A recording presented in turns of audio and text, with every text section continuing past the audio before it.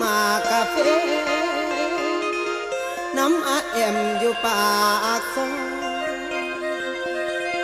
ยังคิดเห็นหน้าน้องบ่มีมือว่าสิลืมและยังกระหึ่มนอนลูแลหัวใจเก่ามันเอาอังนั่งน้ำตาลังน้อย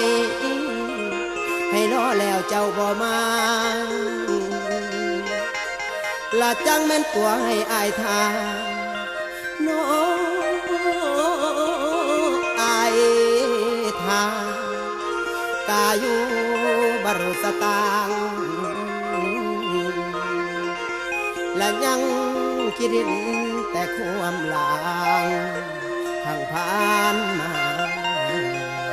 แต่โดน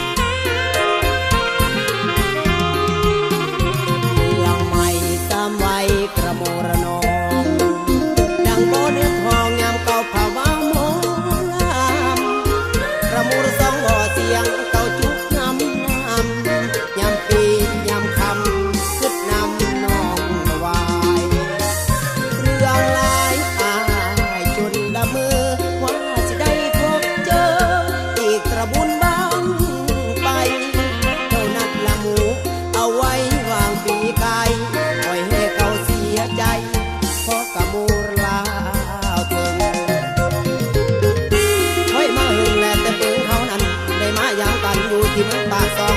กองกับพาใส่บาตรแต่เต่าและมาเข้าสู่ลุงฟ้าห้องคงดังทรงทั้งไก่น้ำตาเต่าหนีไหลน้องเลี้ยงกับบุญ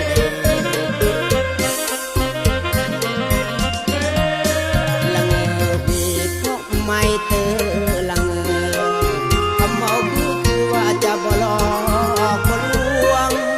อารักแค่ลาให้เพราะว่าแต่พุ่มพวงจนจิตซ้ำในสวง